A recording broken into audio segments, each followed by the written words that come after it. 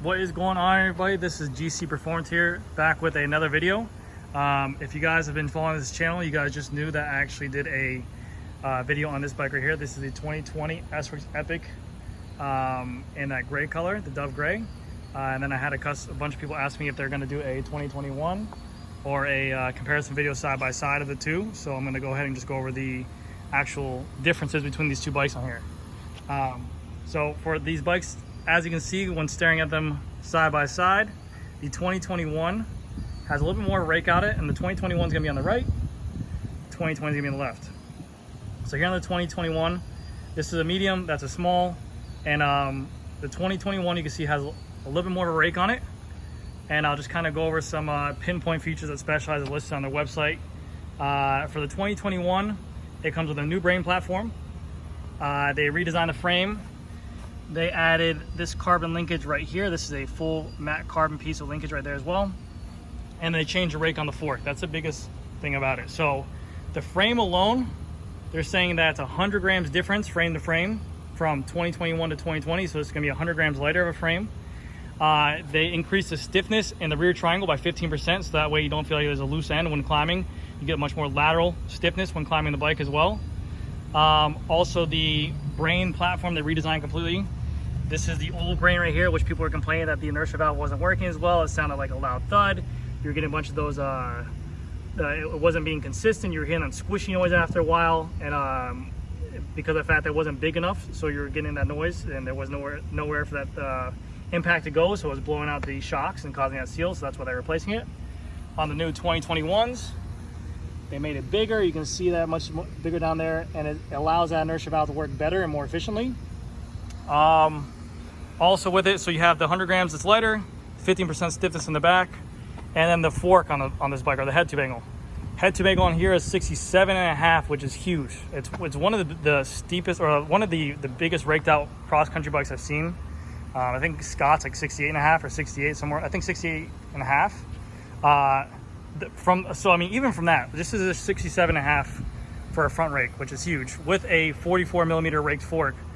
Coming from, if you rode a 2020, this is a 69.5 rake with a 42 millimeter offset, which I mean, that's such a big jump from difference. I mean, literally it feels like you're going from a stump jumper. And also wheelbase. I mean, just the amount of rubber this thing covers from boom to boom, here to here. A lot of my riders are saying that the going through corners, tight turns, especially in Florida, there's a lot of switchbacks. There's not a lot of downhill descending, so they like this bike better because they felt like it handled through tighter stuff. This one has such a long wheelbase that people are saying it's a little bit harder to go through corners.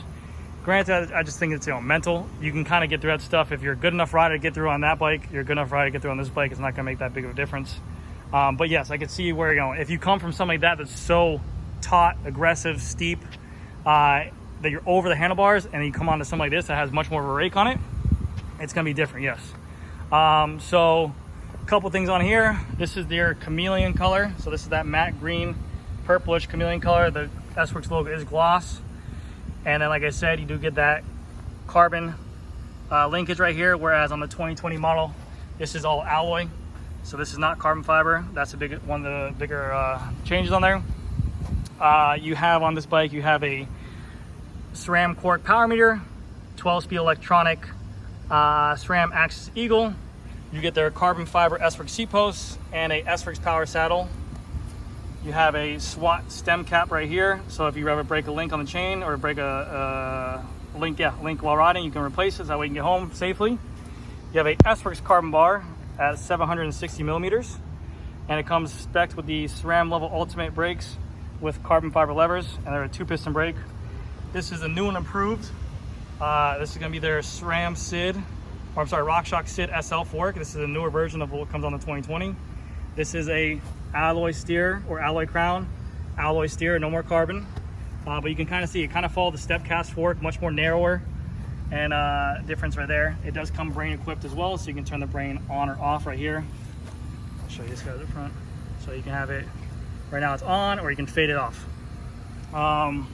Another big upgrade to this bike are the wheels that come with it. These are the Control SL 29s. These are the newer versions. 29 millimeter internal width. So now you can run a lower tire pressure, and they say you can like reduce pinch flats by 22%, which who the hell knows if that's true, but that's what they're claiming. So you have a 29 millimeter internal width rim, so you can run lower tire pressure. The rim design is asymmetric, so it's higher on one side, a little bit sloped on the other side, and it's not completely center, it's more offset. That's again to make the carbon stronger and more laterally stiff. You have DT 180 internal hubs specs with the Roval hubbing, so you can see there's a Roval with DT Swiss on there. They do come with ceramic bearings. The road wheels do not come with ceramic bearings, but these ones do come with it. In the back, it comes with a 54 tooth ratchet for climbing, and again, the back is going to be DT 180 internals with ceramic bearings. So that's a huge upgrade, and these wheels alone are like 1250, 1,250 grams. But yeah, then going over to the 2020 S-Works Epic right here.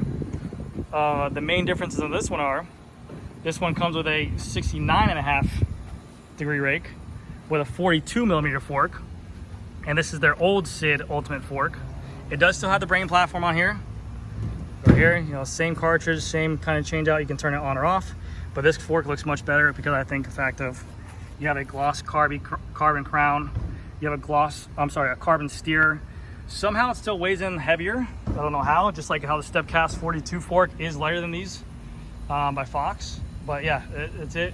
Same crank, you do get a power meter crank on here. Comes with a 32 chainring, and it is a double bottom bracket. And then the drivetrain is SRAM wireless Eagle axis.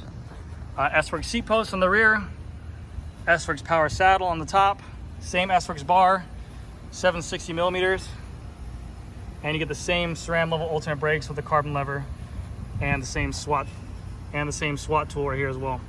But those are the main differences. Oh, also the Control SL 29er wheels on here. These were the older editions. These retail for $1,900, whereas those retail for $2,500. $1,900 is going to get you the DT 240 hubs. These are cartridge bearings, not ceramic.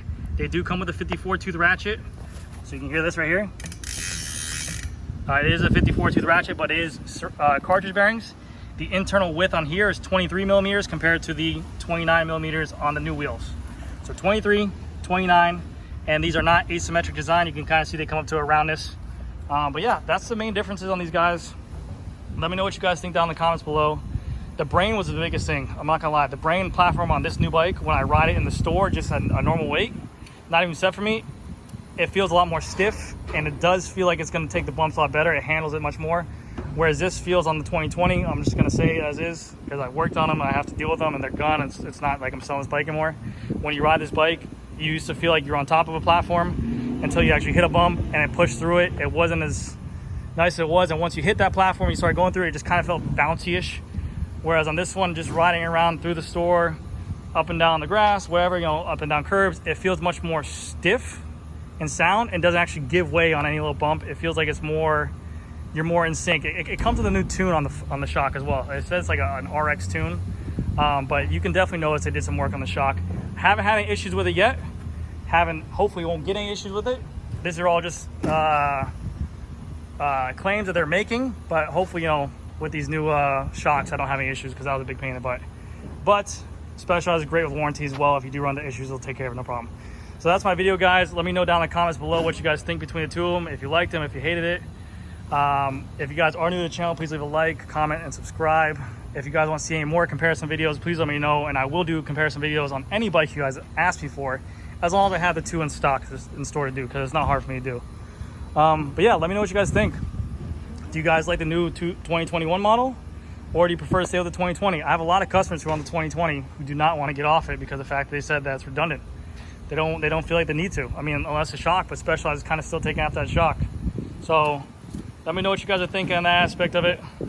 I think I do like this new bike. Now, granted, you guys are gonna say I'm biased, but I'm not the type of guy to first see something and bash right away until I ride it. I haven't really rolled on the trail yet, so. But I do believe that Specialized, or all these bike companies, they pay these engineers money. I get it, there's marketing schemes and stuff like that, but they're doing good jobs. They're making strides. The slacker for anywhere else but Florida, where there's actually descents and downhill parts, it makes sense. I mean, you don't want a full XC bike where you feel like you're going over the bars all the time. So yeah, we'll just have to see. Let me know what you guys think down in the comments, and if you guys could please leave a thumbs up and a like, that really helps me out. I'll see you guys in the next video. Bye.